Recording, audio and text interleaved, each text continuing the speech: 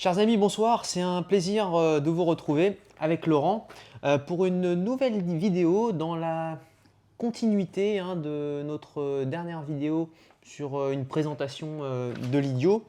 Mais cette fois-ci, nous allons aborder le thème du libertin en s'appuyant principalement sur deux personnages issus de la littérature, à savoir Totski, donc personnage de l'idiot que Laurent, que tu as abordé lors de la dernière vidéo, donc tu vas nous en dire un peu plus, et Pierre Costals, personnage de Monterland.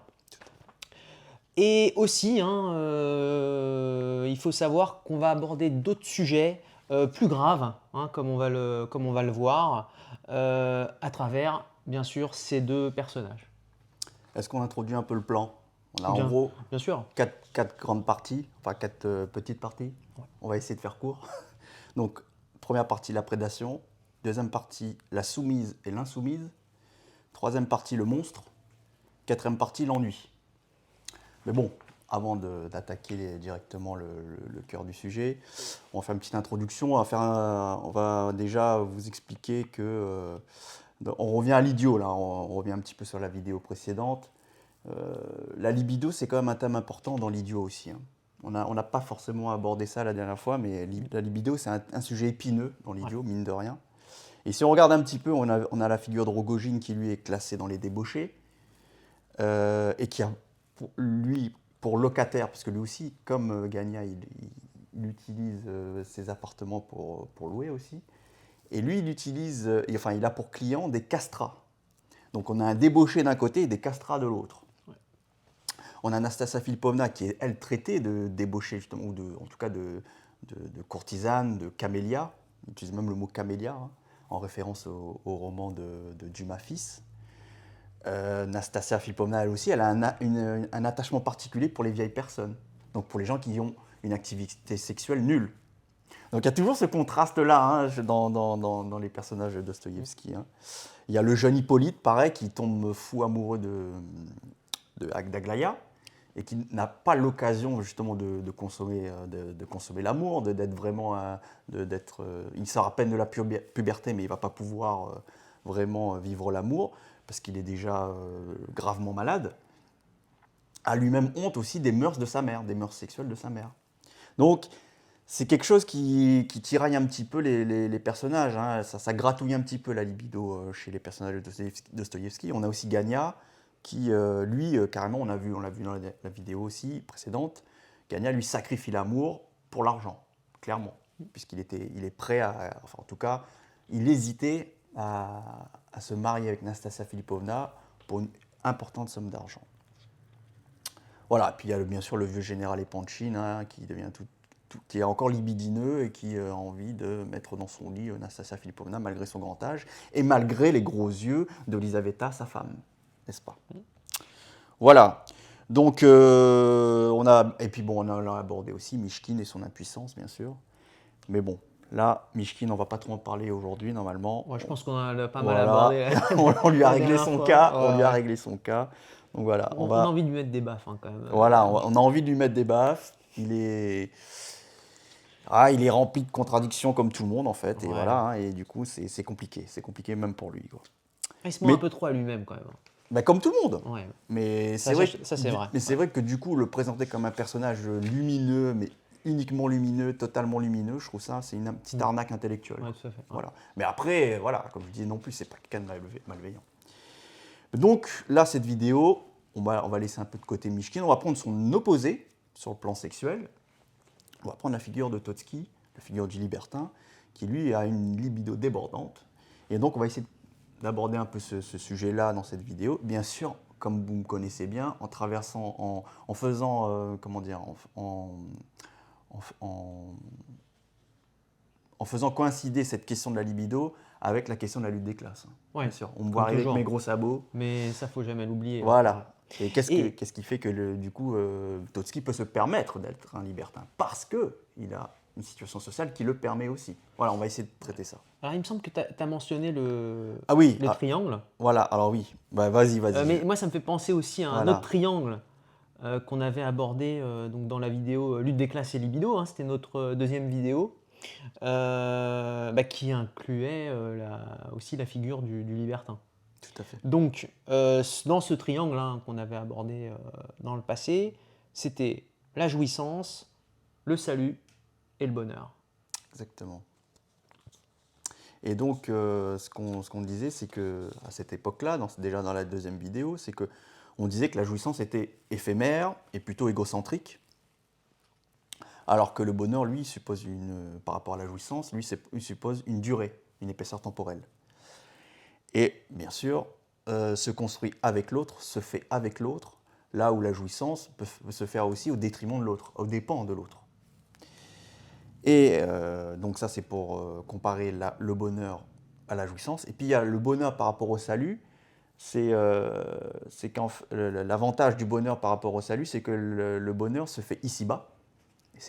On n'attend pas d'arriver dans l'au-delà pour y arriver au bonheur. Et c'est quelque chose qui se fait toujours avec autrui. Parce que là, c'est toujours pareil. Le salut, c'est une relation verticale avec le Dieu, mais le Dieu qui n'est pas ici et qui est au-delà, justement. Ouais, Voilà. qui n'est pas ici-bas, quoi. Voilà, qui Tout à n'est fait. pas ici-bas. Voilà. Donc voilà, on avait introduit ce triangle-là comme le bonheur qui permettait de dépasser la contradiction jouissance-salut. Et d'ailleurs, Rousseau, hein, c'est ce que Et Rousseau appelait à ça, en fait. Hein, c'est ça. Et ce qu'on disait, de c'est viser qu'un grand penseur moderne le bonheur. qui a essayé justement d'appeler au bonheur, justement, et en remettant dos à dos, le jouisseur et celui qui est uniquement dans le mystique qui cherche le salut, lui, il appelait au bonheur. Voilà. Donc c'est une manière de dépasser cette impasse, cette contradiction entre le jouisseur et Tout à fait. le mystique. Mais en tout cas, ce soir, hein, dans cette vidéo, dans ce triangle-là, on va s'attarder sur le sommet jouissance. Jouissance, exactement. Voilà, c'est ça. Donc, juste pour vous rappeler aussi, donc on avait utilisé pour le jouisseur le libertin, c'était Marquis de Sade à l'époque. Pour le salut, on avait pris Pascal, la figure du mystique, c'était Pascal, et la figure du bonheur, donc c'était Rousseau. Voilà. Donc nous, on va aller vers le jouisseur, vers le libertin, et dans cette vidéo, ce ne sera pas le Marquis de Sade, ce sera donc, tu l'as parfaitement dit, c'est Totski, pour Dostoïevski, et aussi on va introduire un deuxième personnage qui est Pierre Costals. Voilà. Donc on peut commencer par la prédation. Hein. On va commencer la première partie, donc la prédation. Alors, on va commencer directement, comme d'habitude, par un petit extrait d'Henri de Monterland, qui permet d'introduire le personnage Pierre Costals. Alors, c'est un dialogue. Donc là, c'est une femme qui s'adresse au personnage Pierre Costals. D'abord, je l'ai toujours dit, vous ne savez pas aimer dans l'égalité. Et là, on a Pierre Costals qui l'interrompt. Je n'aime pas dans l'égalité parce que dans la femme, c'est l'enfant que je cherche. Je ne puis avoir ni désir ni tendresse pour une femme qui ne me rappelle pas l'enfant. Et là, la femme reprend, elle dit « Avec ça, on finit en correctionnel comme satire. » Et là, Pierre Costals renchérit. Le satirisme n'est que l'exagération de la masculinité. Donc Henri de Monterland, pitié pour les femmes. Alors là, là clairement, hein, de ce passage, il y a quand même un thème grave hein, qui ressort. Ouais. Parce que là, elle parle de correctionnel, donc on voit bien qu'elle fait référence Ouais. à quelque chose qui tombe sous le coup de la loi. Exactement, à savoir l'attirance sexuelle d'un adulte pour un enfant. Exactement, tout à fait. Et d'ailleurs, comparant Mishkin à un bébé, Nastasia Philippovna dans l'idiot se permet aussi une remarque sur le penchant de Totski hein, pour les bébés. Tout à fait. Donc là, je cite le passage de l'idiot. Donc là, c'est Nastasia qui parle. C'est Nastasia qui parle. Moi, un bébé comme ça, j'irai le tuer. Je laisse ça à Afanassi Ivanovitch, donc Totski. Voilà. C'est ce qu'il aime, les bébés. Point d'exclamation.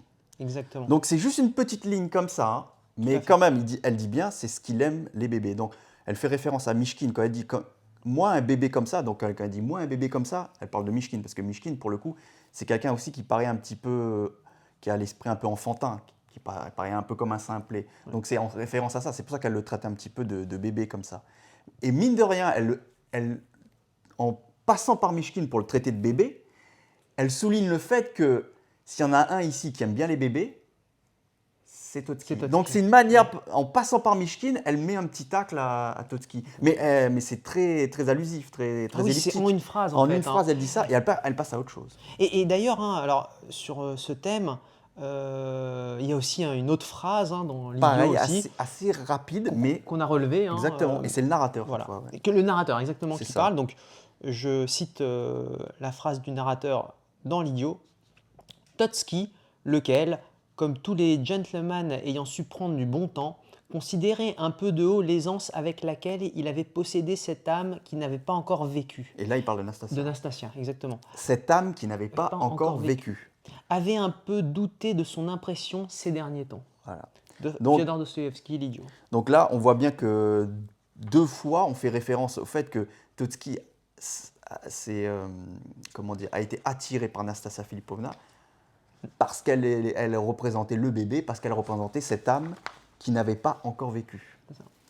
Donc voilà, c'est suggéré, c'est dit, mais voilà, comme chez Monterland, on parle de l'homme qui ne sait pas aimer dans l'égalité et qui cherche l'enfant dans la femme. Bon, voilà. Alors, maintenant, la question qu'on peut se poser, c'est pourquoi il y a cette attirance pour les très jeunes gens chez ces gens-là.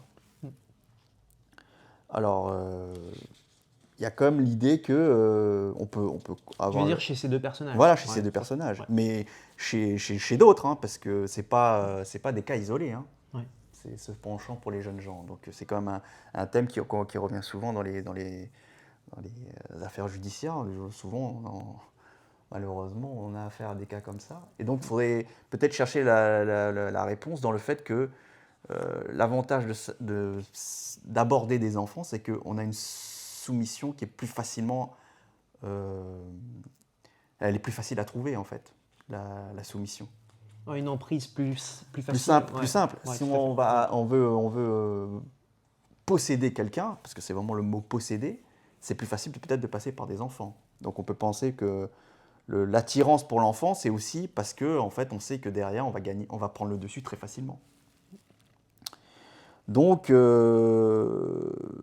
que je voulais dire aussi, c'est que du coup, quand on a une vision comme ça de la sexualité et de l'amour, on va dire, je ne sais pas si on peut parler d'amour, mais en tout cas, dans l'attirance sexuelle, on a clairement, là, je reviens à ce qu'on avait dit dans l'introduction avec le triangle, là, la jouissance, c'est que le problème de la jouissance, c'est que des fois, c'est le plaisir au détriment de l'autre. C'est-à-dire qu'on traite l'autre comme un objet, mais vraiment comme un objet. C'est-à-dire qu'on ne considère pas que c'est un sujet qui peut dire non, qui peut résister, qui peut avoir d'autres désirs, qui peut avoir une autre conception de la sexualité ou des choses comme ça, ou qui n'a pas envie du tout d'entrer dans une relation sexuelle. Et le problème, c'est que là... Aucune altérité, quoi. Là, il y a une négation totale de l'autre, voilà, d'autrui. Ouais. Mais la personne qui, lui, est attirée, lui, il va prendre son plaisir là où il le trouve, quoi. Et donc, il y a encore d'autres passages de Monterland qui montrent ça, en fait. Et on va lire juste... Il y a un passage dans Pitié pour les femmes, où là, Monterland, encore une fois, creuse ce sujet. Hein. Car une femme qui n'est pas facile n'est pas une femme à mes yeux. Donc voilà, on continue. Ouais, tout de suite, là, c'est clair. On continue sur le côté, une femme qui n'est pas facile n'est pas une femme à mes yeux. Donc ils veulent quelqu'un de soumis, qui se donne très facilement. Et je vous le demande, à quoi vous aurez servi vos vertus auprès de moi si vous ne vous étiez pas donné avec cette promptitude éblouissante. Donc voilà, ça c'est dans un dialogue avec une jeune fille. Il y a aussi un autre passage où, pareil, on creuse toujours ce thème. Vous êtes décidément quelqu'un de docile. Donc voilà, docile, soumise. Et c'est ainsi que j'aime les êtres. Voilà, hein, on continue à creuser ça. On veut des êtres dociles, des êtres soumis. C'est ainsi que je veux que vous soyez, toujours. Je veux que vous soyez pour moi comme un chèche. On appelle chèche des écharpes arabes que l'on peut plier dans tous les sens, dont on peut faire tout ce qu'on veut. Ouais. Voilà, bon là... Encore une fois, c'est explicite. Donc voilà, ce qui est voulu peut-être aussi quand on recherche dans cette attirance pour les enfants, c'est qu'au moins là, on sait qu'on va affaire à des gens qui vont se soumettre, à des êtres qui vont se soumettre. Donc c'est une piste un début de réponse. Après, il y a aussi l'aspect esthétique. Hein. C'est vrai qu'un enfant c'est beau. Parce qu'il y a aussi ça. C'est qu'il y a aussi le côté… C'est l'innocence. c'est l'innocence. Voilà. Et voilà, ça renvoie à beaucoup de choses C'est aussi. la hein. tendresse. la douceur. Voilà, il y a quand même il y a ça aussi qu'il faut prendre en compte. Et puis il y a aussi ce côté aussi, je plais encore à des gens qui sont au début de leur vie. C'est aussi Donc- la vulnérabilité. donc, la vulnérabilité. Voilà, Ouais. mais il y a aussi ce côté aussi, je suis encore moi aussi jeune. C'est croire, c'est se donner l'illusion que comme moi Ouais. j'arrive à attirer des jeunes, c'est que je suis encore jeune moi aussi. Il y a aussi ça aussi, c'est une bien espèce sûr, de mensonge ouais. à soi-même Ouais, aussi. bien sûr, C'est ouais. comme une cure de jouvence, quelque part, d'arriver à être dans l'entourage de jeunes personnes. On se dit, ben, si j'arrive à être, comment dire, j'arrive à séduire et à posséder quelqu'un qui est jeune, je suis jeune. Bon, il y a tout ça aussi qui joue aussi, peut-être sans doute. hein. Alors, Simone de Beauvoir Voilà. a aussi, alors c'est attardé hein, sur l'œuvre de Monterland. Et là, je vais citer un passage très rapide Très hein, court, du deuxième sexe hein, de Simone de Beauvoir. Donc, je la cite. Il ne s'agit pas d'établir avec la femme aucun rapport intersubjectif. Elle ne doit être au royaume de l'homme qu'un simple objet animé. Jamais on ne l'envisagera comme sujet. C'est ce que tu disais tout à l'heure. Voilà, en c'est fait. ça. Voilà, on y est Voilà, en plein là. Voilà, comme tu exactement. disais, c'est négation de l'altérité. Tout à fait. On n'est pas dans un rapport intersubjectif. On est dans un rapport sujet-objet. Et vraiment, l'objet est un objet. Ce n'est pas un sujet. Voilà. À aucun moment, le sujet qui est face à l'objet se dit « je suis face à un sujet ». Il va prendre l'autre comme un objet de jouissance, point, de plaisir, point. Et donc ça, Simone de Beauvoir l'avait bien remarqué dans l'œuvre de Monterland. Alors après, on a encore un passage là qui permet deux passages même, Ouais. qui permet justement d'illustrer parfaitement ce que vient de dire Simone de Beauvoir. Mais bon, comme c'est des passages sans doute trop longs, on va juste citer que c'est un passage des jeunes filles, un passage de la petite infante de Castille, où là, il y a vraiment, on voit clairement que… Et même, il utilise le mot objet. hein. Il dit dans ce Tout à fait. passage-là… Ah il bah, dit, par exemple, tiens, dans les jeunes filles, ouais, pas un geste de l'objet, Voilà, en c'est parlant d'une petite fille. voilà. Et pareil, dans La petite infante de Castille, il dit la main de l'objet endormi, tenu, caressé toute une nuit. Donc, Ouais, c'est ça. Ouais. l'autre est un objet. Ça revient tout le temps. Et il revient Enfin, souvent. ouais, Voilà. Et ouais. donc il insiste bien. Monterland ne cache pas son jeu. Il dit clairement la gamine qui est en face de moi. Alors dans La petite infante de Castille, c'est vraiment une gamine. Et dans Les jeunes filles, on va dire c'est une jeune femme. Mais dans les deux cas, c'est des objets. Clairement. Ouais. Il le dit. Et il le dit lui-même. Il utilise lui-même le mot objet. Il n'y a même pas de… Là où Dostoïevski est un peu plus fuyant, bon normal, on est au 19e siècle. Monterland qui est dans les années 30, 1930, lui se libère un peu plus de la censure et de la morale, et lui se permet de dire des choses qui, voilà, peut-être il y a encore quelques décennies auparavant, on ne le disait pas clairement. Et c'est aussi prendre son plaisir sans Consentement. mentionner la question du consentement. en Voilà, fait. Ouais. exactement. Donc, alors après, il y a un autre problème avec ça. C'est que le problème de partir sur une relation comme ça, où on a une pure relation de sujet-objet ou d'homme puissant face à ou plutôt d'un sujet puissant qui domine un autre sujet qui est réduit à l'état d'objet, c'est que le plaisir s'émousse très vite et en fait ça ne tient pas la route. C'est ce qu'on disait, la jouissance est éphémère en fait. Ouais. Et du coup, Il n'y a pas de comment dire de challenge en fait. il n'y a pas de voilà, et puis Et c'est aussi le challenge, le cheminement qui fait que une vraie ça suscite le désir. c'est aussi. gratifiant Ouais, bien de sûr. sentir Ouais, tout à que fait. l'autre est là Ouais. parce qu'on a accompli un effort, parce qu'on est méritant. En fait, là, il n'y a pas de mérite. Il n'y a aucun mérite. C'est je t'écrase, en fait. Je te domine, point. Donc forcément, à un moment donné, ça devient quelque chose de purement biologique, en fait. C'est physiologique. Je jouis de toi, point. Je t'utilise comme une chair à plaisir. Et puis, mais ça ne débouche sur rien d'autre. Ouais. C'est de la pesanteur biologique, quoi. J'ai une pulsion, je me soulage de cette pulsion, point. Il ne se passe rien d'autre, il n'y a pas un échange. Et justement, et Monterland aussi le montre, c'est quand même, il y a un côté, il y a quelque chose de mortifère, d'impasse. C'est comme une impasse, en fait, ce recours à la jouissance pure. Et donc je vais lire ce passage. Ouais. Dans toute leur relation, ce n'était jamais elle qui prenait l'initiative de rien. Donc voilà, on est encore dans cette relation sujet-objet. Ce dont il l'a loué. Donc lui, il aime bien. Il se dit, bon, ben, c'est bon, moi je jouis, c'est nickel. Et là, il répète encore, hein, j'ai horreur des femmes qui ont une volonté propre. Là, on a accumulé, et encore, on ne vous a pas tout cité, on a oui, encore bien sûr. accumulé là des phrases, des affirmations qui confirment toujours ce qu'on dit depuis le début de la vidéo. Hein. J'ai horreur des femmes qui ont une volonté propre. Et c'est pourquoi vous êtes fait pour moi de toute éternité. Donc voilà, c'est super. Tu es là, tu es docile, tu es soumise, tu n'as pas de volonté propre, c'est parfait, tu es mon objet, tu es l'objet de mon plaisir. Et là, après, il met entre parenthèses. Cependant, s'il faut en croire Schopenhauer, qui voit une correspondance entre la volonté et le tempérament sexuel, il n'eût pas trouvé mauvais qu'elle voulût un peu plus. Donc là, on rejoint aussi le côté. Le problème d'une femme peut-être trop docile aussi, c'est que après, au lit, on peut très vite s'ennuyer. Donc, tu vois. Donc, c'est pas si simple au final. C'est pas si simple. Ouais. Bon, maintenant, on va passer à la partie 2, la soumise et l'insoumise. Alors, parce que là, du coup, quand on comprend qu'en fait, on veut quand même quelqu'un au lit qui nous évite l'ennui, il faut quelqu'un qui a un petit peu de tempérament et qui a une volonté propre et qui résiste aussi un petit peu quand même, parce que sinon, c'est assez catastrophique au niveau de l'activité sexuelle. Et donc, il y a la possibilité d'avoir une femme qui, donc, selon le bon plan de Pierre Costals, d'avoir quelqu'un de respectable et qui respecte toutes les conventions, on va dire, sociales de manière apparente, et qui après, dans le lit, serait une vraie femme serpent. Comme je crois je ne sais pas s'il utilise cette expression-là, mais c'est une expression que j'ai déjà trouvée Ça me ailleurs. dit quelque chose aussi. Ouais, voilà. Et la parade ultime pour lui, ça a été, pour Pierre Costals, ça a été de trouver une gamine au Maroc.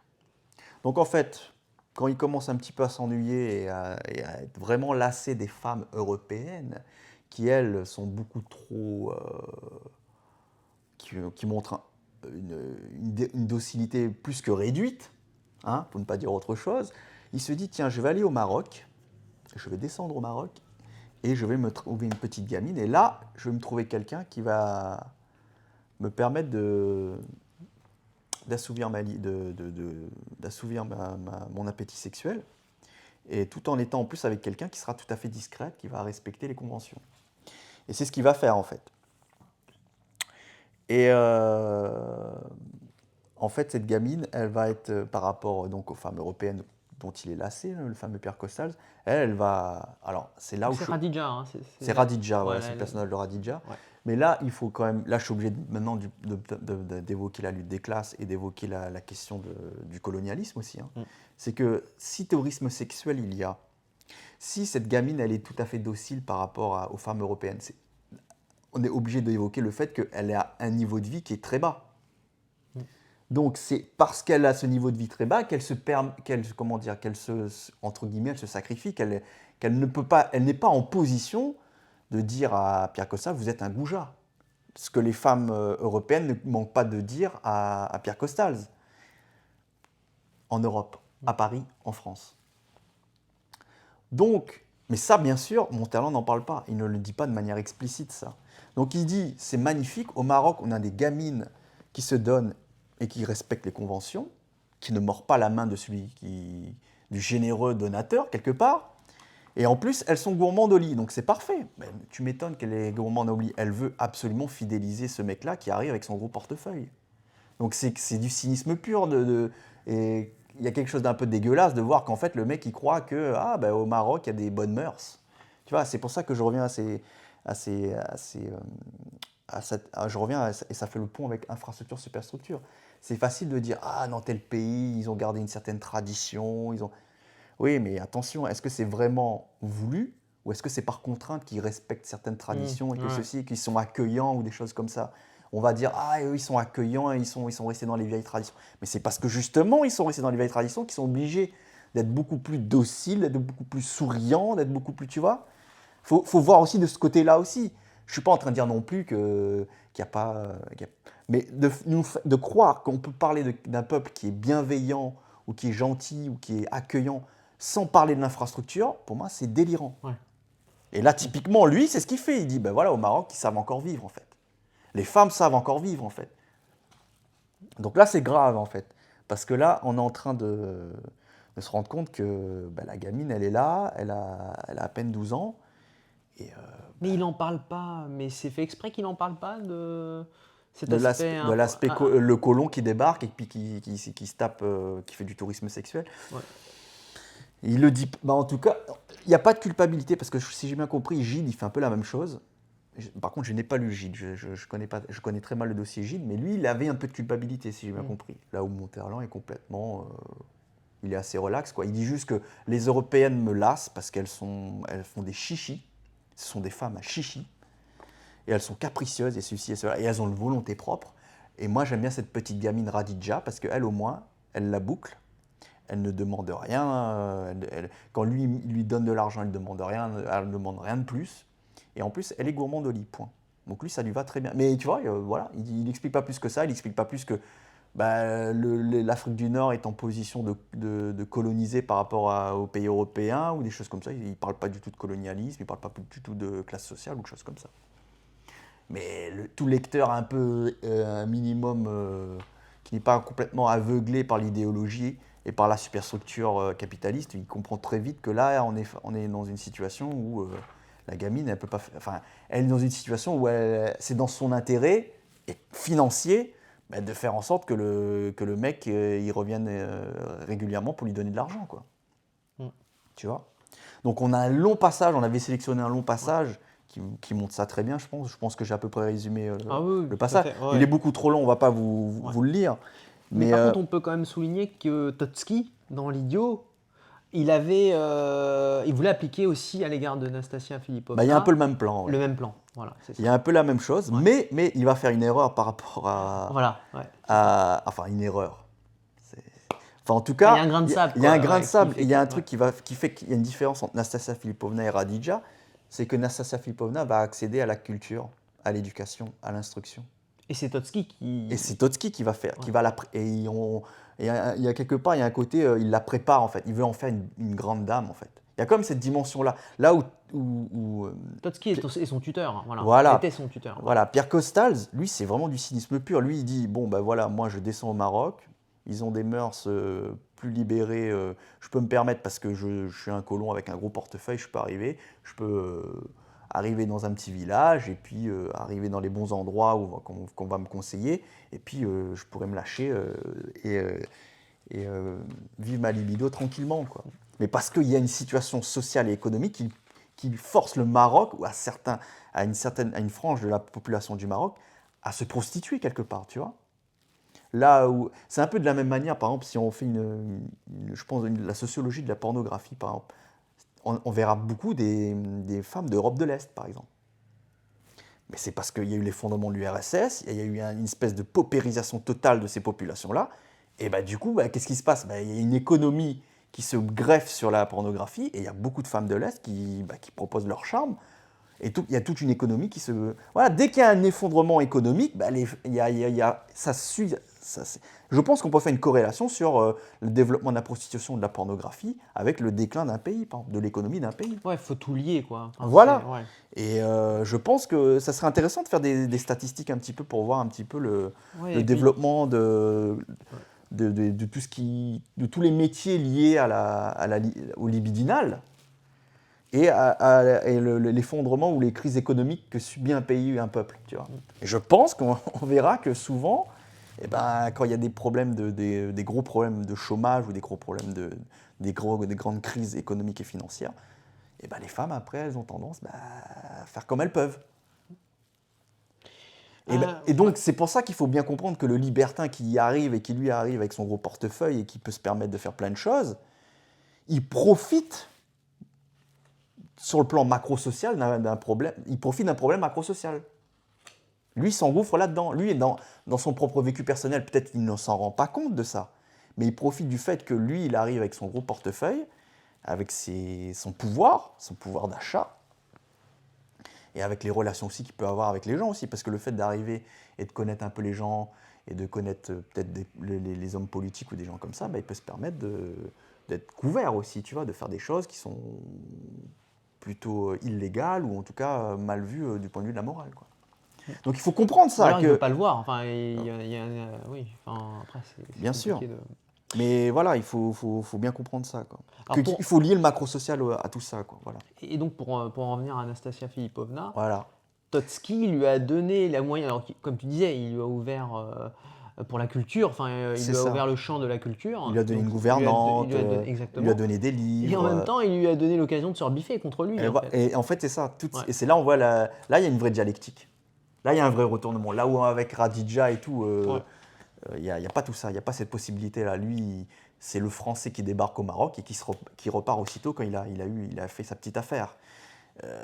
Et ça, cette petite histoire-là, elle peut durer longtemps. Là où avec Nastasia, il y a un vrai travail dans le temps, dans la durée, qui fait que Nastasia Filipovna, dans un premier temps, va être naïve et va se donner complètement à Trotsky. Et puis après, avec la lecture qu'elle a pu avoir, avec toute l'éducation qu'elle a reçue, elle va se rendre compte qu'en fait, Trotsky a profité de son innocence. Tout à fait. C'est-à-dire que lui, en fait, il la voulait comme maîtresse.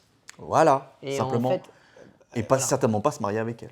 Et donc là, on a relevé un passage de Balzac, du cabinet des antiques, puisqu'en fait, là, on va parler de Madame de Maufrigneuse, pardon. Et qui suit un peu qui est un peu une Nastasia Filipovna bis.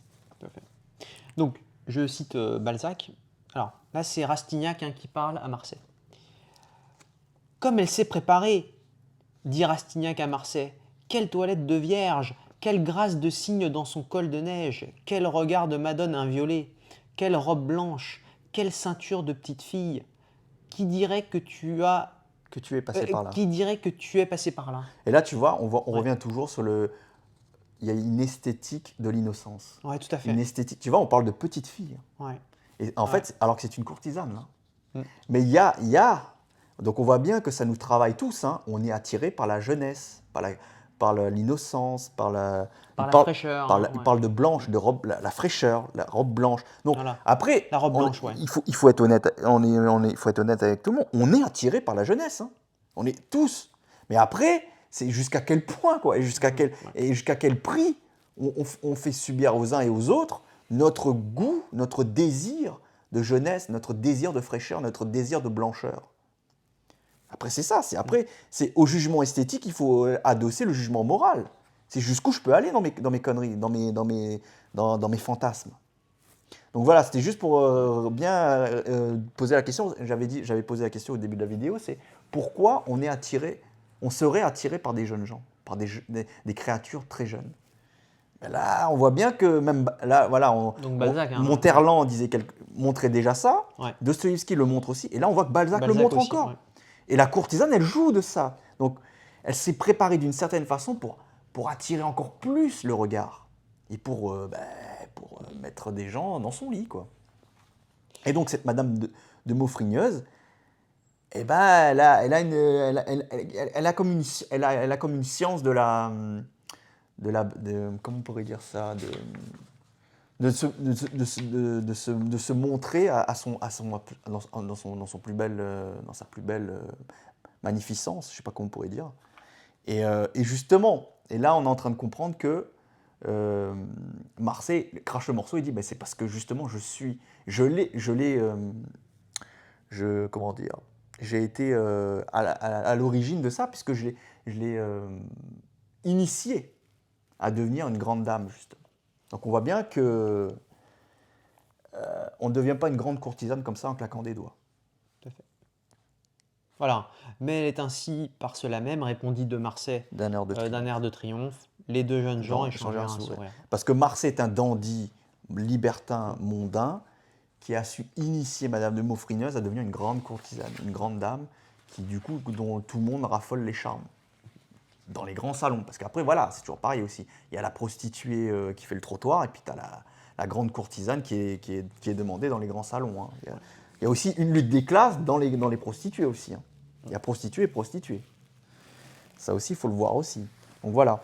Et donc, c'est ça qui se passe. C'est que Trotsky, ce qu'a fait Marsay avec Madame de Maufrigneuse, c'est un peu ce qu'a voulu faire Trotsky avec Nastasia Filipovna. Mais le problème de Nastasia Filipovna, c'est qu'elle, elle a pris au premier degré, elle pensait vraiment que c'était l'amour avec un grand A. Là où c'était. Au début, Voilà, là où en fait, c'était pas ça. C'était juste. c'est de la bagatelle. On est là pour, c'est de l'acte sexuel.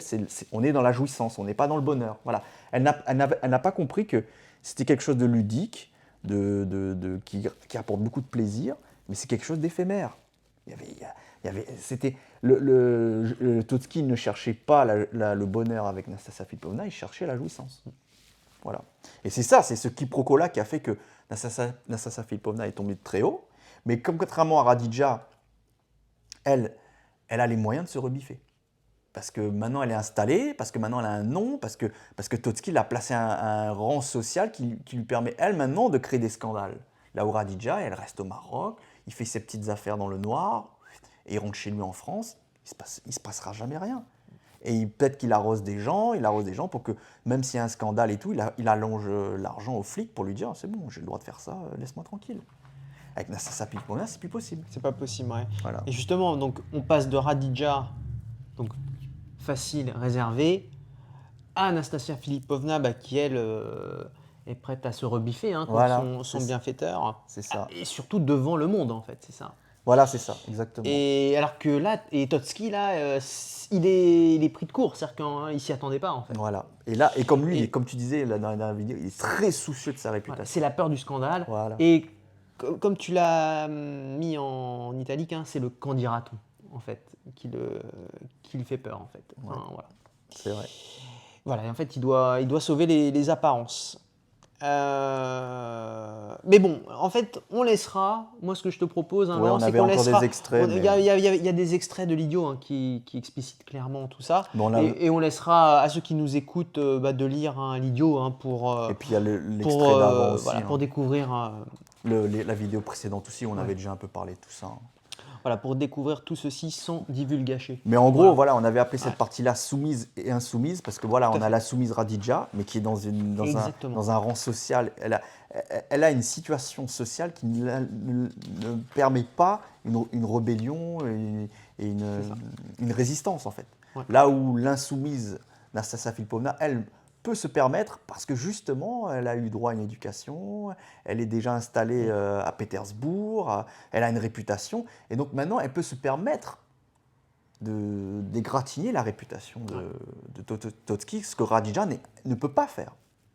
Elle ne peut pas le faire. Donc là, on va attaquer la troisième partie le monstre. Intitulée Le monstre. Exactement. Alors, donc, le problème, et donc maintenant qu'on comprend que Totski, du coup, voit Nastasia Filipovna devenir de plus en plus encombrante, c'est le mot, elle devient de plus en plus un obstacle. Il a faim, ouais. Voilà, il se dit, je dois m'en débarrasser. Ouais. Et là, il y a une phrase du narrateur dans l'idiot qui dit ceci. Certes, avec sa fortune et ses relations, voilà. Et ça aussi, c'est important de dire quand on parle de... Je te rappelle, dans la vidéo précédente, je crois que j'avais dit la lutte des classes, c'est pas la lutte du riche contre le pauvre.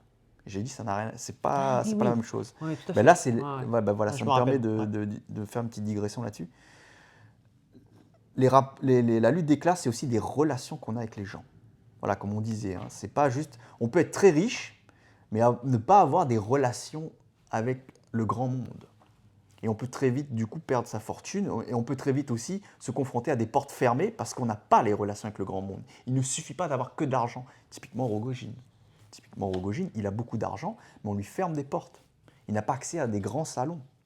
On le traite de débauché, on le traite de moujik. Donc on peut avoir une grande fortune et ne pas faire partie du grand monde. Donc là, le narrateur dit bien, certes, avec sa fortune et ses relations.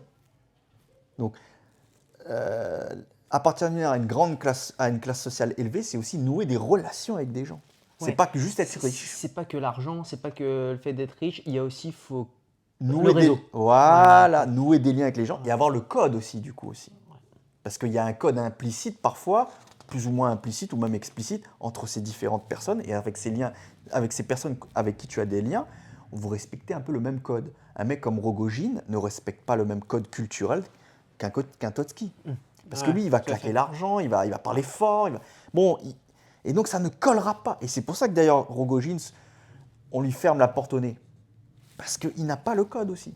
Donc il ne peut pas créer un réseau et de créer des liens forts avec ces gens du grand monde. Donc voilà, la lutte des classes, ce n'est pas la lutte du riche contre le pauvre. Ouais, c'est ça. Ouais. Il y a le réseau en plus, quoi. Il y a Ouais. la question des liens que tu noues Et avec le les code. gens. Et le code, du coup. Ouais. Donc, là, maintenant, je repars sur cette phrase du narrateur. Certes, avec donc c'est l'histoire aussi, c'est pour expliquer que maintenant, Nastasia elle devient très encombrante, et donc Totski commence à se poser des questions. Qu'est-ce que je dois faire? Certes, avec sa fortune et ses relations, Totski aurait pu commettre tout de suite une mauvaise action, la plus infime et la plus innocente, pour se tirer de ce mauvais pas. Alors là, qu'est-ce que veut dire le narrateur là? Avec sa fortune et ses relations, Totski aurait pu commettre tout de suite une mauvaise action, la plus infime et la plus innocente, pour se tirer de ce mauvais pas. Moi, je pense il va payer un mec Pour la buter. pour la buter, Ouais. et après, il peut payer aussi un flic pour lui dire, bon, bah, tu vas sur le lieu du crime et tu dis qu'elle a été tuée par un sauvageon, par un moujik. Et même, pourquoi pas, un mec comme Rogojin. Et en effet, dans ce cas-là, il faut l'argent et les relations. Et voilà! Tout à Donc, fait. il faut à la fois avoir l'argent pour payer celui qui va vraiment commettre le crime, Ouais. qui va se salir les mains, et puis les relations pour nouer des liens avec le shérif. Alors, c'est pas le shérif, hein, c'est, je sais pas comment s'appelle, le gouverneur, ou le mec qui s'occupe de la loi, ou voilà, qui s'occupe de. Le représentant de la loi dans le domaine, dans le quartier, dans la ville, dans le petit village. Et comme ça, on est bon. Et Dostoïevski dit bien la plus infime et la plus innocente, et non pas la plus infâme et la plus innocente. Et voilà. Et Ouais. la plus innocente, pourquoi? Parce que comme c'est pas lui qui va donner le coup de couteau, Ouais. et comme lui, il est que dans des transactions financières avec ces deux personnes, il est innocent. Je n'ai rien fait. J'ai les mains propres. C'est génial. Mais bon, c'est suggéré, quoi. On ne sait pas trop. Et ben, avec Pierre Costals, cette fois, c'est explicité. Et là, on retourne à Henri de Monterland. Donc, dans Pitié pour les femmes, on a Pierre Costals qui commence à se dire, de la même manière, il commence à se dire, là, cette fois, c'est pas. Alors, il est dans une situation où il a séduit une jeune femme, mais maintenant, cette jeune femme-là s'accroche à lui et elle veut se marier, absolument se marier. Et là, lui, ça ne lui va pas de se marier. Et à un moment donné, il était en train de se dire, bon, bah, qu'est-ce qui se passe si je veux me débarrasser d'elle, quoi. Et là, on est un peu dans le même conflit, quoi. Il se dit que pour Totski, il se dit, mais qu'est-ce que je fais? Et là, il se fait tout un film, tout un scénario où il se dit, bah, je vais la tuer. Je serai capable de la tuer, si vraiment elle me gêne trop. Mais là, c'est explicite, quoi. Il dit clairement, je vais la tuer. Donc voilà, le passage est un peu long. Ouais. On va pas le lire. Mais clairement, Monterland, dans Pitié pour les femmes, dans un passage, montre clairement que Pierre Costals commence à envisager la possibilité de tuer la jeune femme qui devient aussi trop encombrante dans sa propre vie de mondain et de libertin. Ouais. Le meurtre ressort, quoi. En tout cas. Voilà, Ouais. c'est ça.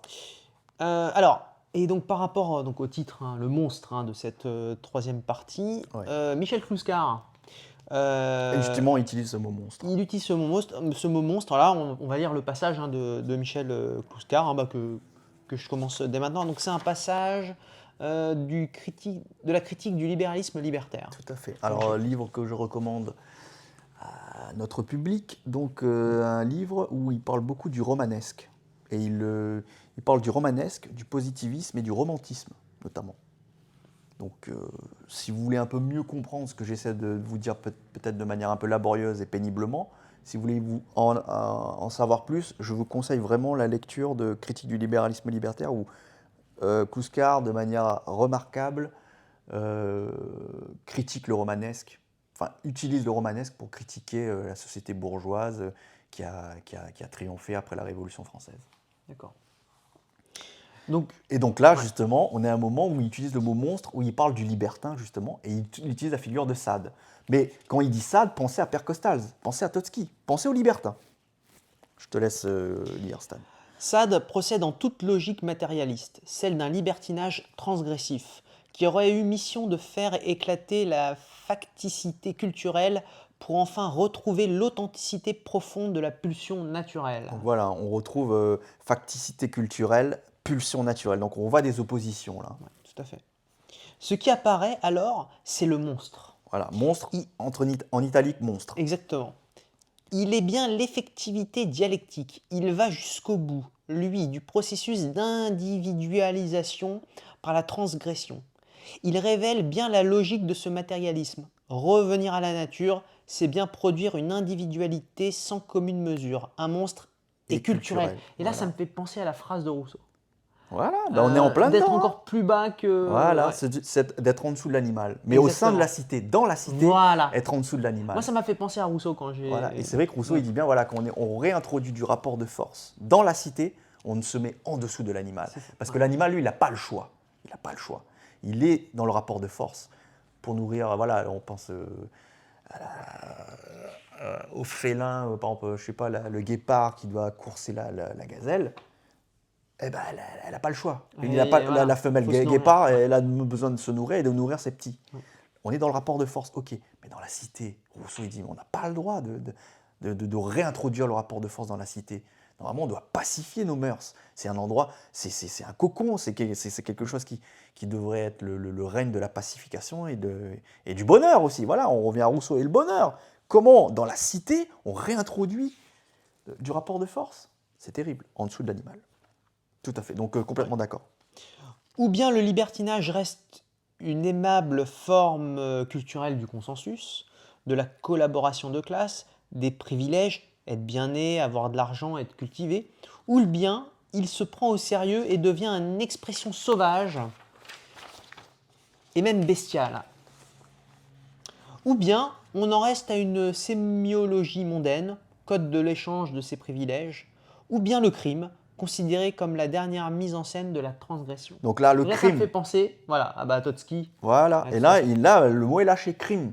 Et il y a aussi, dans le même thème aussi, on a Pasolini, le cinéaste italien qui a réalisé un film qui s'appelle Salo, où là aussi, on est dans une décadence totale d'une société libertine qui sombre aussi qui passe de la sexualité un peu décadente, un peu voilà, jusqu'au crime, qui va jusqu'au crime. Et c'est un peu ce film-là, Salaud. Et d'ailleurs, je crois que ce film-là s'inspire d'un livre de Sade, d'ailleurs. Mais ça a lieu pendant la période de la Seconde Guerre mondiale, je crois, il me semble. Je me demande si ce n'est pas des fascistes qui se font une partouze, ça commence mais ça part complètement en vrille, en fait. Et ça finit dans le meurtre, quoi. Donc voilà, donc le mot crime, voilà, soit ça devient une petite partouze entre bourgeois. Voilà. Ou bien la partouze sympa, voilà, entre guillemets, maudit. Voilà. Mais ça peut très bien finir dans le crime, parce qu'il y a toujours cette volonté d'aller toujours plus loin, parce qu'il dit bien, il va jusqu'au bout, lui. Il y a le libertin transgressif qui va aller jusqu'au bout, et qui, ce faisant, se fait monstre, devient un monstre, parce qu'il va jusqu'au crime, lui. Parce qu'on est toujours dans ce côté, je suis le sujet qui nie l'autre. Voilà, et lui, il va au bout du processus, jusqu'à la mort physique de la personne en face de lui. Ouais. C'est terrible. Le monstre n'est pas dans la nature, il n'est qu'un effet de culture. Le monstre est culturel, voilà, il est cet accident. Voilà, juste pour dire, voilà, quand on dit le monstre n'est pas dans la nature, voilà, la gazelle, non, le guépard qui casse la gazelle, ce n'est pas un monstre. Exactement. Ouais. Voilà. Il est cet accident qui, dans la cité, témoigne de la toujours possible résurgence de ce qui est le plus naturel de la nature, la pulsion, celle du pervers polymorphe qui revient à sa première nature, stade anal. Et grâce au progrès, par les moyens les plus sophistiqués de ce progrès. Voilà, donc c'est là où je reviens. Je dis, quand Pierre Costals prend l'avion ou prend le bateau pour aller en Afrique du Nord, quand lui, il vient comme un colon qui arrive là, comme un privilégié, comme quelqu'un qui a un gros portefeuille et qui débarque en Afrique du Nord face à une population, elle, qui est sur le plan matériel à un niveau plus bas, ben, lui bénéficie de ce progrès. Lui il a beau jeu après d'arriver et de dire je sors mon 2-3 billets, puis derrière, je décharge toute ma libido. C'est ça qui est terrible, tu vois, c'est ce cynisme-là. C'est là que Kluskar est en train il montre l'envers du décor, en fait, tu vois.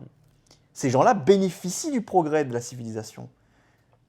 Mais comme ce progrès-là n'est pas universel, n'est pas réparti. Non, voilà, c'est ça. N'est pas... Les fruits de ce travail-là, de cette avancée de l'histoire, ne bénéficient encore qu'à une partie de la population. Et c'est ça l'arnaque. Et eux, ils en profitent complètement. Ils sont à fond. Et après, c'est pour ça que je dis, après, c'est de l'idéologie de dire, Oh, mais ils savent encore vivre, ces gens-là, ils sont accueillants. Ouais, ouais, c'est ça, ouais. Enfin, tu vois, il y a un cynisme là-dedans, tu vois, à dire des choses comme ça après. Ouais. Et c'est ce que va dire Monterland, on va dire, ouais, bah, c'est des gens tout à fait corrects, c'est bien, ils ont des bonnes mœurs. Bah oui, bien sûr. Ouais. La contradiction constitutive du matérialisme bourgeois se révèle. Voilà. En fin de parcours, un obscurantisme diabolique, nihiliste, apocalyptique, voire salaud de Ah bah voilà, Pasolini. bah, j'avais Voilà. oublié que, Ouais, ok. ouais, bah voilà, tu vois, il le cite Donc c'est explicitement. Voilà. Donc c'est Michel Clouscar, critique du libéralisme libertaire que tu conseilles, hein, Laurent, de Ah oui, lire. par exemple, on a fait la vidéo Libido et lutte des classes, on a fait la vidéo Madame Bovary et lutte des classes, on a fait l'idiot, on a fait plusieurs vidéos comme ça où on abordait un petit peu souvent on s'appuyait sur le romanesque. Et ben, si vous voulez un peu comprendre ce que j'essaie ce que j'ai essayé de faire dans ces différentes vidéos, je vous conseille la lecture de ce livre. Ça, c'est un bon complément. Voilà, donc Clouscar, du coup, a rapproché le mot libertin du mot monstre, quand il va jusqu'au bout du processus, hein, quand il va jusqu'au bout de la démarche. Et j'ai trouvé un passage chez Monterland où, justement, qui colle parfaitement aussi à ce passage de Clouscar, en fait. Et là aussi, on va retrouver un jargon, un vocabulaire naturaliste. Donc, on est en plein Paris, on est dans la cité, on est au top du top dans le raffinement de la civilisation en plein Paris, dans la capitale française, et on a un vocabulaire naturaliste. Donc, comme dit Clouscar, le retour à la nature en plein cœur de la cité, c'est le monstre, c'est la définition même du monstre. Donc, je vais lire ce passage de Henri de Monterland qui est issu du roman Les Lépreuses. Donc là, c'est toujours Père Costals qui se balade en plein Paris. Il allait, jaugeant chaque passant d'un coup d'œil, les femmes pour ce qu'il y avait à en prendre, les hommes pour ce qu'il fallait s'en garder. Donc toujours, hein. Et là, il y a un côté déjà, l'œil, le coup d'œil, on dirait un chasseur, et qui se méfie des hommes, et il regarde les femmes comme des proies. Donc déjà, un discours très naturaliste. Il interrogeait les regards, fuyait celui-ci, suivait celle-là, à demi traqueur, à demi traqué. Exactement comme les bêtes qui chassent. Et ben voilà, le mot est lâché, voilà, on est comme des bêtes qui chassent. À demi féroce, à demi poltron, féroce. Exactement comme ces bêtes. Il répète encore une fois le mot bête. Il jouissait terriblement de cette jungle. Donc déjà jouir, on en revient à jouir, mais il parle de jungle. Et terriblement. Et terriblement. Donc voilà, ça rejoint le mot monstre aussi. Ouais, tout à fait. Et autant d'y être lui-même sur le qui-vive que d'y mettre sur le qui-vive les autres, par ondée la crainte passait sur lui, comme un léger voile d'eau sur un roc. Ce roc était sa croyance qu'il était verni. Gott mit uns. Donc ça, c'est de l'allemand qui veut dire Dieu avec moi, ou Dieu avec nous. Peut-être Dieu avec nous. Avec sa jeunesse, sa santé, son impudence, son œuvre, son gracieux fils, son collier de maîtresse très jeune, on y revient, hein. Toujours la petite, touche de pédophilie. Hein. Son collier de maîtresse très jeune. Et tous les avantages de la puissance, on revient, hein, le rapport de force, remettre de la force dans la cité, hein, sans un seul de ses inconvénients. Oh, il se sentait invulnérable, plus fort, plus souple, plus encaisseur et plus malfaisant qu'eux. Henri de Monterland, Les Lépreuses. Donc ça, c'est terrible. Hein, quand on voit bien quand même que on voit bien qu'on est dans le principe de réalité, de principe de plaisir, sans le principe de réalité dans cette phrase. Avec sa jeunesse, sa santé, son impudence, son œuvre, son gracieux fils, son collier de maîtresse très jeune et tous les avantages de la puissance, sans un seul de ses inconvénients.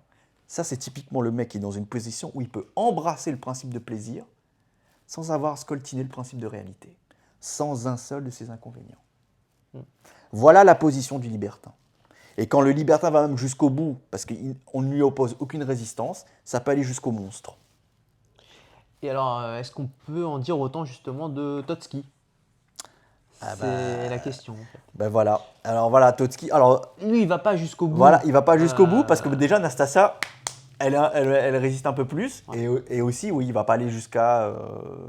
Parce que voilà, on avait dit, le narrateur suggérait que Totski aurait pu de manière fine, voilà. Mais qu'est-ce qui le freine? C'est l'empathie, c'est Qu'est-ce la qui a- compassion, Qu'est-ce qui a c'est- fait qu'il a... Bah après, il y a peut-être la peur quand même aussi de sa réputation, parce que si après ça s'apprend quand même qu'il a voulu tuer Nastasia Filipovna, et puis il y a eu un enchaînement aussi, c'est que je pense que le général Epanch, il a commencé à entrevoir aussi une autre solution, c'est qu'il peut très bien passer par Gagna. En fait, c'était ça, je pense, peut-être qui a fait pencher la balance vers une solution, on va dire, plus acceptable, c'est l'opportunité de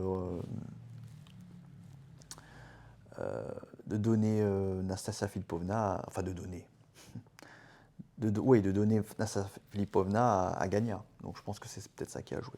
Bon, on passe à la quatrième partie, Ouais, l'ennui. Parce Ouais. que voilà, c'était quelque chose qu'on avait déjà un peu évoqué au début de la vidéo. Ouais, Hein. tout à C'est que fait. le problème de la jouissance, c'est que l'ennui arrive très vite. Voilà. Est-ce qu'il n'y a pas justement un mal Et donc, du coup, comme Ouais. le libertin se vautre souvent dans la jouissance Voilà. et n'accède jamais au bonheur, eh ben forcément, l'ennui le ronge de plus en plus. Tout à fait. Il est dans une quête perpétuelle qui s'exaspère de plus en plus, en fait. Tout à fait. Et là, justement, on a relevé un passage de La fille aux yeux d'or Ouais, roman de Balzac, Ouais, exactement. que je cite. La moitié de Paris couche dans les exhalaisons putrides des cours, des rues et des basses œuvres. Mais abordons les grands salons aérés et dorés, les hôtels à jardins, le monde riche, oisif, heureux, renté. Les figures y sont étiolées et rongées par la vanité. Là, rien de réel.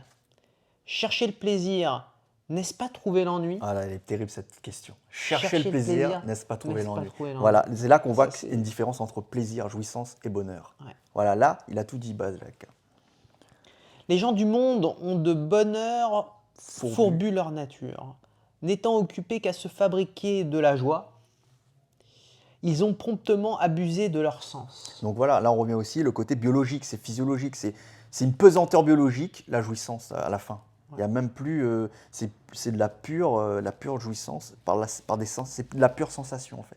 Mais il n'y a pas de sentiment. Ouais. On ne s'élève jamais au-dessus des sensations en fait, et de la pure. Comment dire, de l'instantanéité. En Et fait. puis voilà, Ouais. bien sûr, oui. Mais il rajoute, hein, donc là je recite, n'étant occupés qu'à se fabriquer de la joie, ils ont promptement abusé de leur sens. Et là il rajoute, comme l'ouvrier abuse de l'eau de vie. Eh oui. Là, lutte des classes là. Ben voilà. Exactement. Si l'un s'abîme dans la luxure, l'autre s'abîme avec l'alcoolisme. Exactement. Et encore une fois, on rappelle Oui, toujours bien le sûr. train de vie de l'un, merci à l'autre. Hein. Parce que si l'un peut se vautrer dans le principe de plaisir jusqu'à se flinguer sa santé, c'est parce que l'autre embrasse le principe de réalité, où là aussi, lui, il se flingue la santé. Mais c'est pas Mais du c'est tout pas la de la même même souffrance. Voilà. Ouais, bien sûr. L'un, c'est Ouais. avec le parfum, avec les sourires, avec les éclats de rire. L'autre, c'est avec la phtisie, avec des problèmes. Elle est énorme cette phrase. Hein. Ah, mais Comme oui. l'ouvrier abuse de l'eau de vie. Enfin, Voilà. il résume. Ah, en- mais lui, mais Ouais, le sens de la formule de Balzac, Ah, c'est incroyable. c'est remarquable. Le plaisir est comme certaines substances médicales. Pour obtenir constamment les mêmes effets, il faut doubler les doses. Voilà, et Et là- la mort ou l'abrutissement est contenu dans la dernière. Voilà, donc là, il y a le côté, l'ennui pousse à doubler les doses, C'est ça. et c'est une course vers le mortifère. Il y a la mort au bout du processus, quoi. Et alors que le bonheur, justement, lui, c'est supposé être quelque chose qu'on fait avec l'autre dans la durée. Ben, le problème du libertinat, c'est que là, la durée, on la perd, et on va même droit vers la mort. Toutes les classes inférieures sont tapies devant les riches et en guettent les goûts pour en faire des vices et les exploiter. Comment résister aux habiles séductions qui se trament en ce pays? Point Point d'interrogation. d'interrogation. Voilà. Honoré de Balzac, La fille aux yeux d'or. Remarquable texte. Ouais, Voilà. ça donne envie de le lire. Voilà. Et alors, ce texte-là, moi, j'avais envie de le rapprocher d'un autre texte de Georg Lukács, donc grand marxiste hongrois.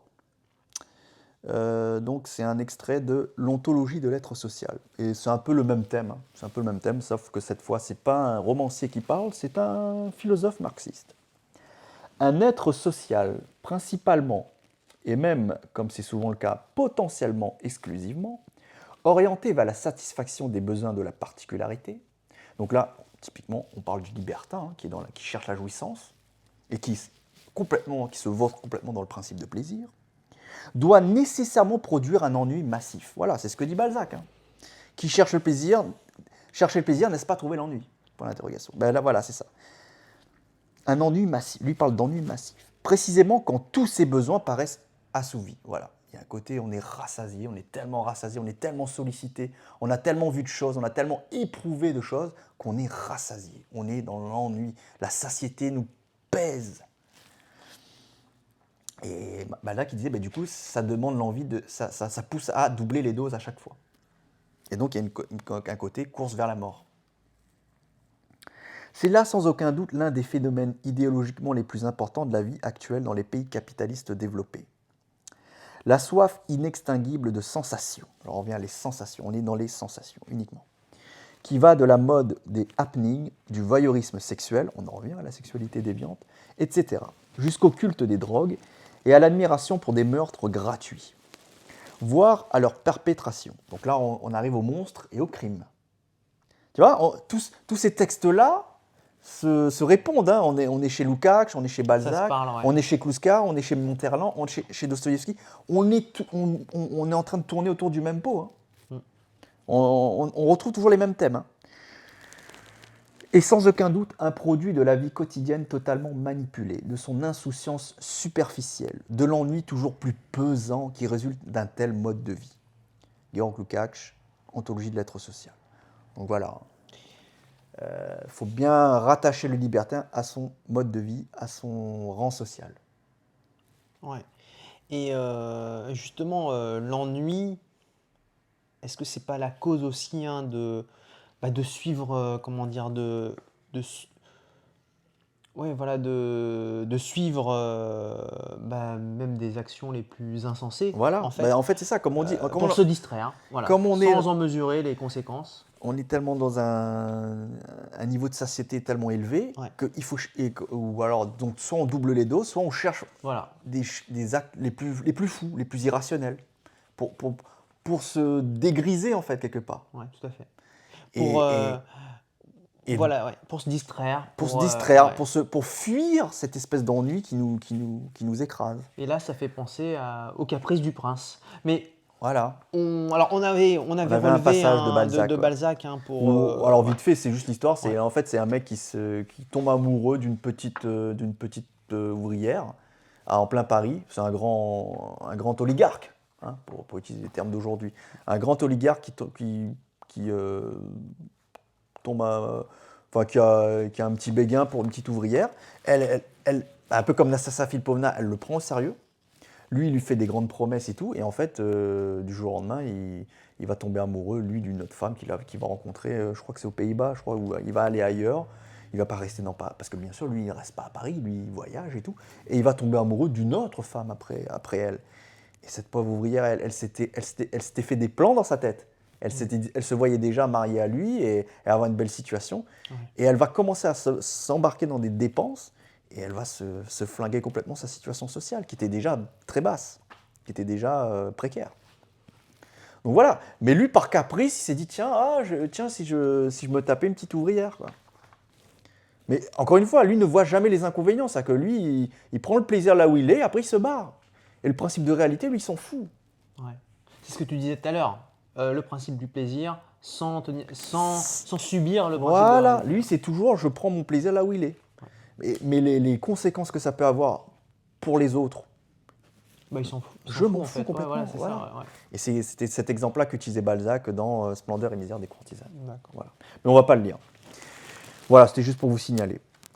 Alors, et donc pour revenir à ce que tu disais là, comme on est tellement accablé par l'ennui, on est poussé à faire des choses un peu insensées, un peu folles, un peu irrationnelles, pour se dégriser, pour se divertir, pour se distraire, parce qu'on est accablé par cet ennui. Et on a un exemple chez Totski. Ouais.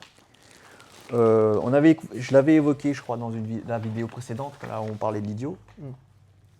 Et voilà, on va la resignaler là juste vite fait. C'est le moment où Totski, à un moment donné, évoque une anecdote où un de ses amis est amoureux fou d'une femme. Et il aimerait, pour l'impressionner, il voudrait acheter des camélias, je crois, c'était ça. Et en fait, c'était des fleurs assez rares à ce moment-là, à ce moment de la saison, je crois. Et il fallait faire un voyage, je ne sais plus, de plusieurs kilomètres, plusieurs dizaines de kilomètres à cheval pour essayer de récupérer les camélias et les apporter au bon moment à cette jeune femme. Et Totski, en comprenant ça et en voyant son ami en train de se faire tout ce plan-là, essayer de surprendre sa belle en essayant de trouver ses camélias, eh ben, il s'est dit, tiens, si je doublais, si j'arrivais à le doubler, lui. Et c'est ce qu'il va faire, du coup. Il va se retrouver, alors qu'il ne désire pas cette femme, il va se retrouver juste dans ce jeu, il va se prendre au jeu de la rivalité, et il va doubler son ami, et il va prendre le cheval, je crois, en pleine nuit, parce que je crois que ça devait être fait peut-être tôt le lendemain, je crois, un truc comme ça. Lui, il va prendre le cheval en pleine nuit, il va récupérer tous les camélias qui restaient encore disponibles à l'endroit que lui avait indiqué son ami. Il va rafler toutes les camélias et il va les offrir à la femme visée par son ami. Et bien sûr, Totski va réussir à la séduire et il va la mettre dans son lit. Mais dès le lendemain, il n'en voudra plus de cette femme. C'était juste pour montrer sa supériorité par rapport à son ami, pour dire, voilà, je t'ai eu mon gars. Sauf le problème, c'est que son ami, lui, s'est effondré. Il a sombré dans la folie. Ça l'a flingué, le mec. Voilà. Et il en parle d'une Et il manière en parle d'une vraiment manière complètement... très détachée, en fait, dans l'idiot. Hein. Voilà, Ouais. il a un discours parfaitement monotone, Ouais, tout à fait. il a un ton calme, il a un flegme incroyable, voilà, le flegme du dandy, quoi, qui te parle de ça comme si on parlait de son petit déjeuner le matin, j'ai pris du café, quoi. J'ai pris une tartine à la confiture de myrtille. Donc, bon, On on n'en avait parle pas. relevé Voilà, le le passage passage, de l'idiot, on va pas vous mais le lire. on vous incite à lire vraiment un l'idiot et à découvrir tout ça. Hein. C'est vraiment un Exactement. livre Voilà, très riche. en fait, là, cette vidéo-là, c'était juste pour vous expliquer que vous introduire un peu la figure du libertin, qui est une figure qui est très fréquente dans la littérature du 19e siècle et du début du 20e, on va dire. Et donc, c'était une manière d'évoquer cette figure-là du libertin, mais en la faisant coïncider avec la lutte des classes, en fait. Tout à fait. Voilà. Et aussi, c'était une manière aussi de revenir sur ce fameux triangle, jouissance, salut, bonheur. Et donc, bien comprendre que si on veut arriver au bonheur, il faut sortir du salut et il faut sortir de la jouissance. Voilà. Et ça, c'était le grand plan de Rousseau. Et depuis Rousseau, on n'a pas fait mieux et on n'y arrive toujours pas. Parce qu'on s'exaspère de plus en plus vers le retour au sacré à travers le salut, où on fait un repli vers la jouissance du libertin. Rousseau, il te dit, on peut faire mieux, les gars. Nous pouvons faire mieux, nous tous. Mais ça demande de sortir du libertinage, ça demande de sortir du salut. L'opium du peuple, disait Marx pour la religion, pour le religieux. Laurent, merci beaucoup pour tes apports sur un sujet qui est pas évident à aborder, hein, parce que c'est quand même des sujets graves. Ouais, exactement. Ah oui, et voilà, et aussi, fait. tu as raison, parce que tu m'en parlais avant la vidéo, tu me disais le tourisme sexuel, la pédophilie, la prostitution des gens, parce qu'il y a une prostitution, voilà, comme je disais aussi, où entre gens consentants, on va pas non plus criminaliser la prostitution, mais il y a une prostitution qui concerne des êtres vraiment fragilisés, vulnérables, et c'est vrai que c'est des sujets sensibles. Ouais. Mais il faut toujours relier ça à la question du colonialisme, de l'impérialisme et de la lutte des classes. C'est parce qu'on a affaire à des pays qui sont, je pense notamment à ce qu'on appelle le tiers-monde. Voilà, ce qui se passe en Thaïlande, ce qui se passe au Maroc. Voilà. Tant qu'on ne posera pas la question de l'impérialisme, et tant qu'on ne posera pas la question de la lutte des classes, et tant qu'on n'injectera pas ces questions, on n'évoquera jamais ces sujets-là sans parler de ça, on ne résoudra rien. Il faut vraiment lier tout. Il faut tout relier. Ouais. Et si vous voulez vraiment combattre le tourisme sexuel et la traite des créatures, des enfants ou des choses comme ça, qui sont fragiles et qui sont vulnérables, il faut s'attaquer à l'impérialisme. Il faut s'attaquer à la politique colonialiste, à des choses comme ça. Et voilà. Et si vous voulez attaquer les prédateurs, il faut les attaquer de manière conséquente. Ouais. Merci Laurent. Voilà. Chers amis, merci beaucoup de nous avoir suivis jusqu'à maintenant. On vous dit à très bientôt pour une prochaine vidéo. À bientôt. Ciao.